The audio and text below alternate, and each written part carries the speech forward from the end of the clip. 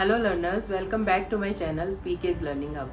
आज मैं आपको 6 चैप्टर के बारे में बताऊंगी, जिसका टॉपिक है इंडियन नेशनल मूवमेंट।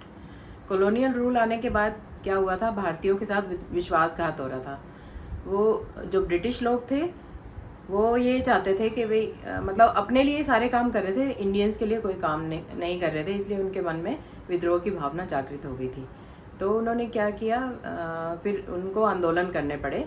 उन्होंने असहयोग आंदोलन, सविनय अवज्ञा आंदोलन और भारत छोड़ो आंदोलन किए थे। इसका नेक्स्ट टॉपिक है राइज ऑफ नेशनल कॉन्शियसनेस। जो ब्रिटिश लोग थे इंडियंस पे बहुत ज़्यादा अत्याचार करते थे, इसलिए उनके अंदर कॉन्शियसनेस आ गई और ब्रिटिश लोग ये चाहते थे कि हम एक ही जगह पर बैठ के पूरे भारत पर राज करें। और उन्होंने आर्मी में, पुलिस में और जो भी सारे सिस्टम थे उन्होंने सब जगह एक जैसे रूल बना लिए थे, ताकि वो चाहते थे कि पूरे इंडिया पे वो एक जगह से बैठ के राज्य करें। हमारा नेक्स्ट टॉपिक है प्रिंटिंग प्रेस। प्रिंटिंग प्रेस में जो कॉलोनियल रूल जब चल रहे थे तभी प्रिंटिंग प्रेस की स्थापना कर दी गई थी। उसमें सरकार की नीतियों के बारे में लिखा होता था और हर तरह के न्यूज़पेपर छापे जाते थे। और जिन लोगों को न्यूज़ सुननी होती थी, क्योंकि वो पढ़े लिखे होते नहीं थे ज़्यादा, जो पढ़ा लिखा होता था वो न्यूज़ बोलता था और बाकी सब लोग इकट्ठे होकर बैठ जाते थे और उनकी सारी न्यूज़ को सुनते रहते थे और पूरे देश में जो भी हो रहा होता है उनको पता चलता रहता था।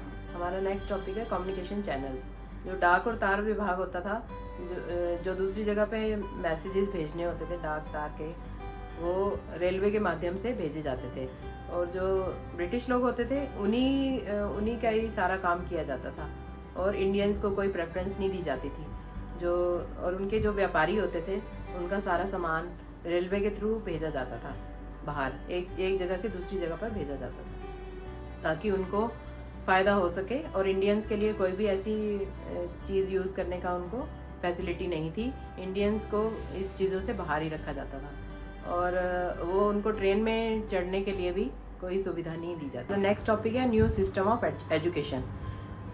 इसमें क्या था कि ब्रिटिश पीपल क्या चाहते थे कि इंडियंस को पढ़ाना चाहते थे, लेकिन वो इतना ही पढ़ाना चाहते थे कि वो उनके नीचे वाले लेवल पे काम कर सके, क्लैरिकल काम कर सके और उनसे ऊपर ना उठ सके, उतनी उनको शिक्षा दी जाती थी। उससे ऊपर उनको पढ़ने की कोई सुविधा नहीं दी जाती थी। वो ये चाहते थे कि भाई जो इंडियंस हैं हमारे से नीचे ही रह के काम करें, कभी भी उठ ना पाए। ये उनकी नीतियाँ थी, ब्रिटिश पीपल की ये सारी नीतियाँ। हमारा नेक्स्ट टॉपिक है discriminatory character of British rules.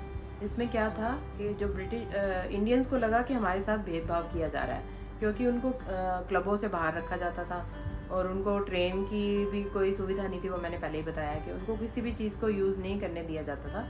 कि इससे धीरे धीरे भारतीयों को पता चला कि भाई हाँ, हमारे साथ भेदभाव किया जा रहा है। और ज़्यादा पढ़े लिखे हुए भारतीय भी होते थे, उनको भी इन सब चीज़ों से, क्लबों से, होटल से, सब जगह से बाहर रखा जाता था। उनके साथ बहुत मिसबिहेव किया जाता था। हमारा नेक्स्ट टॉपिक है अर्ली फेज।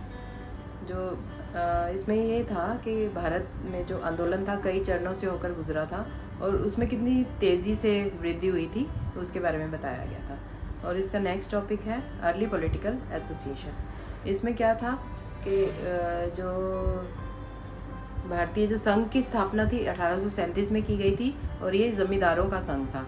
इसकी स्थापना भारतीय लोगों के कल्याण के लिए की गई थी और गुंडागर्दी को ख़त्म करने के लिए की गई थी। और इसमें ये बताया गया था कि भारतीयों को मिलजुल कर रहने की सलाह दी जाती थी। इसमें ये सारा उन सब भारतीयों के लिए ही किया गया। हमारा नेक्स्ट टॉपिक है formation of Indian national Congress. Bharat में इंडियन नेशनल कांग्रेस की स्थापना करना बहुत ज़रूरी था और इसकी स्थापना 1885 में हुई थी।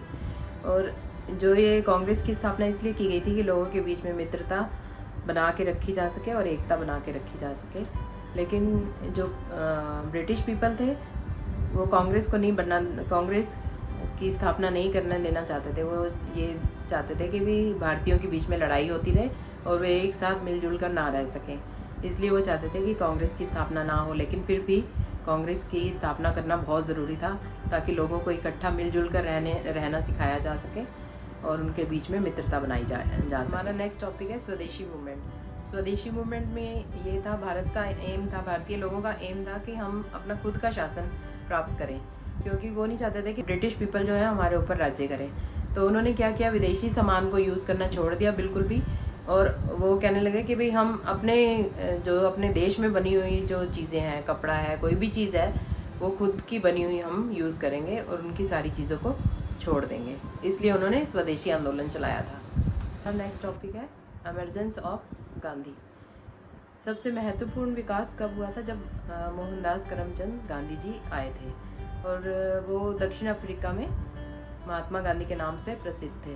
उन्होंने लड़ाई के समय में मज़दूरों को अधिक वेतन दिलाने के लिए भी काफ़ी जोर लगाया था और सत्याग्रह आंदोलन भी किया था। हमारा नेक्स्ट टॉपिक है नॉन कॉपरेशन एंड खिलाफत मूवमेंट। इसमें क्या था, वर्ल्ड वार के समय में कीमतें, सब चीज़ों की कीमतें बहुत ज़्यादा बढ़ गई थी, जिससे लोगों की हालत ख़राब हो गई थी और जो गुंडे थे उन्होंने पोप का पैसा छीनना स्टार्ट कर दिया था। और सरकार ने ऐसे रोलर टैक्स बनाया था जिसमें ये था कि किसी भी को भी बिना वारंट के गिरफ्तार किया जा सकता है और कितनी भी सज़ा दी जा सकती है। तो इस वजह से ये बनाया गया था। मतलब हालत उस टाइम बहुत ज़्यादा ख़राब थी। और जलियांवाला, एक ऐसी घटना हुई थी जलियांवाला बाग में, और एक सभा चल रही थी। तो जनरल डायर बिना किसी इन्फॉर्मेशन के उसने अपनी सेना को बोला कि गोलियां चलाना शुरू कर दो, और उन्होंने गोलियां चलाई और इतने बच्चे, महिलाएं, पुरुष, बहुत ज़्यादा लोग वहाँ पर गोलियों का शिकार हो गए थे। हमारा नेक्स्ट टॉपिक है सिविल डिसओबीडियंस मूवमेंट। इसमें क्या था, 1927 में साइमन कमीशन बनाया गया था जिसमें कोई भी भारतीय नहीं था, क्योंकि जो ब्रिटिश पीपल थे उनको बिल्कुल भी विश्वास नहीं था भारतीयों के ऊपर, इसलिए उनको इसमें शामिल नहीं किया गया था। तो इसलिए 1929 में इसका कांग्रेस ने बहुत विरोध किया था और उन्होंने भारतीय राष्ट्रीय कांग्रेस का वार्षिक सम्मेलन स्टार्ट किया था। इसमें गांधी जी ने साबरमती से लेकर दांडी तक मार्च किया था, यात्रा की थी, और उसके बाद गुजरात के एक जो समुद्र के किनारे जो गांव बसा हुआ था उसमें रहकर नमक बनाया था और इस कानून का बहिष्कार किया था। हमारा नेक्स्ट टॉपिक है क्विट इंडिया मूवमेंट। 1935 में एक कानून बनाया गया था जिसमें ये था कि कोई भी चुनाव लड़ सकता है। तो कांग्रेस में भी इसमें चुनाव लड़ा था और उसने कई जगह पर जीत हासिल कर ली थी, और उसने लोगों के स्वास्थ्य के ऊपर और किसानों के ऊपर ध्यान दिया, और जो जेल में बंद थे कैदी इंडियंस, उनको भी छुड़वाया। और उसके बाद 1942 में भारत छोड़ो आंदोलन स्टार्ट कर दिया गया था, जिसमें ये था कि काफ़ी लड़ाइयाँ हुई और रेलवे स्टेशन, डाकघर, पुलिस स्टेशन सब जला दिए गए। फिर भी भारतीय चाहते थे कि हम स्वतंत्र हो जाएं और अपना राज चलाएं और ब्रिटिश पीपल को बाहर निकाल दें यहाँ से। Thank you for watching this video. ऐसे ही चैनल को सपोर्ट करते रहें and please like, share and subscribe to my channel.